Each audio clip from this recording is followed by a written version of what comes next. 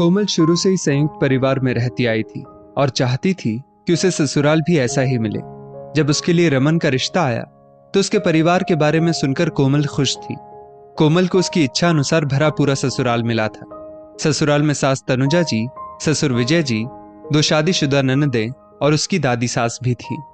लेकिन जब से वो ससुराल आई उसे वहां का माहौल अजीब सा लगा। घर में सिर्फ कोमल की सास तनुजा जी की ही चलती थी। वैसे तो ससुर जी और कोमल का पति रमन दोनों ही अच्छी पोस्ट पर थे, लेकिन घर खर्च बस तनुजा जी की देखरेख में ही होता था। कोमल को भी यदि कुछ लेना होता था तो उसे अपनी सास से ही पैसे मांगने पड़ते थे। इस हिचकिचाहट में वो कई बार मन मारकर ही रह जाती थी। कोमल की दादी सास कोमल को बहुत प्यार करती थी, लेकिन वो बहुत चुप चुप सी रहती थी। सोसाइटी में उनकी उम्र की सभी औरतें कभी सत्संग तो कभी पार्क में टहलती रहती थी, लेकिन दादी हमेशा घर में ही रहती थी। हाँ, बालकनी से उन औरतों को घूमते फिरते देखती रहती थी। एक दिन कोमल उनके बालों में तेल लगा रही थी तो उसने पूछ लिया, दादी आप भी कहीं बाहर क्यों नहीं जाती? आपकी उम्र की सभी औरतें तो रोज पार्क और मंदिर जाती हैं। थोड़ा घूमना फिरना सेहत के लिए भी अच्छा होता है। कोमल की बात सुनकर दादी उदास होकर बोली, बहू पहले मैं भी उनके साथ हर जगह जाती थी। हमारी पूरी टोली थी। हम हर हफ्ते मंदिर में गरीबों के लिए छोटा सा भंडारा भी रखते थे। कभी गरीब बच्चों को कॉपी किताबें बांटते थे। बहुत अच्छा लगता था। लेकिन क्या दादी? कोमल ने आश्चर्य से पूछा। बहू इसके लिए हम सारी औरतें अपनी अपनी तरफ से पैसे जमा करती थीं, लेकिन जब मैं तेरी सास से इसके लिए पैसे मांगने लगी तो वो हमेशा यही कहती, इतनी महंगाई में फिजूल खर्ची करने की क्या जरूरत है? ये तो आपका रोज का काम हो गया है।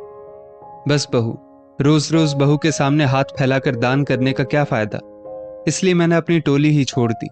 अब सारी औरतें पैसे इकट्ठा करें और मैं ना दूं तो अच्छा नहीं लगता ना।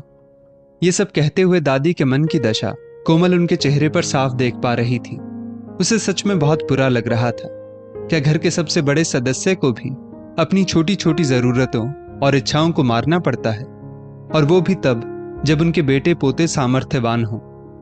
अगले महीने कोमल के ससुर विजय जी अपनी तनख्वाह लेकर आए तो तनुजा जी ने सारी तनख्वाह लेकर अपने पास रख ली। फिर जब उनका बेटा रमन अपनी सैलरी लेकर आया तो तनुजा जी बोली, बेटा लाओ तुम्हारी तनख्वाह भी दे दो।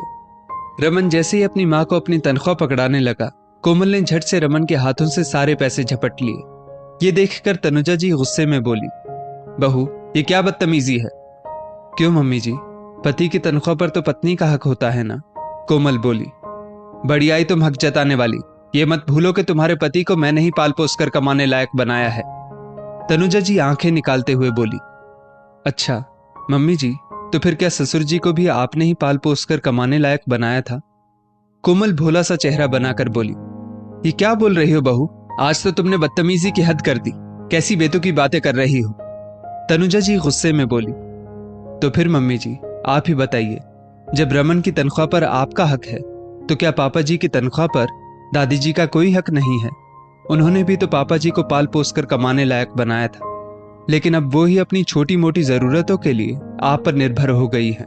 क्या वो अपनी इच्छा से कुछ दान पुण्य भी नहीं कर सकती, जबकि उनके बेटे पोते अच्छा खासा कमाते हैं? कोमल की बात सुनकर विजय जी और रमन दोनों ही तनुजा जी का मुंह ताकने लगे।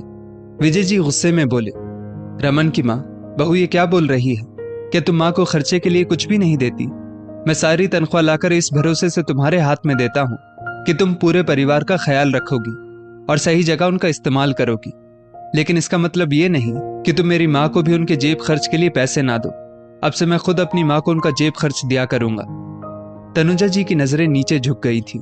आज कोमल की चतुराई और पति के गुस्से ने उनकी आंखें चार कर दी थी। कोमल रमन की तनख्वाह के सारे पैसे अपनी सास के हाथों में रखते हुए बोली, माफ कीजिए मम्मी जी, मुझे आपके बेटे की तनख्वाह नहीं चाहिए, क्योंकि मेरे पास आपके जितना घर चलाने का अनुभव नहीं है। मैं तो बस दादी जी को उनका हक दिलवाने के लिए ये नाटक कर रही थी। मम्मी जी, दादी जी घर की सबसे बड़ी है और यदि वो अपने मन की शांति और खुशी से कुछ करना चाहती है तो ये तो उनका हक है। उनके किए दान पुण्य का फल आखिर इस परिवार को ही तो मिलता है। फिर उनका हाथ रोककर आप पाप की भागीदार क्यों बन रही हैं? तनुजा जी को आज अपनी गलती का एहसास हो गया था। उन्हें समझ आ गया कि जिस तरह वो अपनी सास से व्यवहार कर रही है, कल को यदि उनकी बहू भी उनके साथ ऐसा व्यवहार करेगी तो उन पर क्या गुजरेगी। उन्होंने दादी से भी माफी मांगी। दादी नम आंखों से कोमल को ढेरों आशीर्वाद दे रही थी। दोस्तों, इस स्टोरी को लेकर आपकी क्या राय है, नीचे कमेंट करके जरूर बताइएगा। और ऐसी ही और भी बेहतरीन वीडियोस के लिए हमारा पेज जरूर फॉलो करें।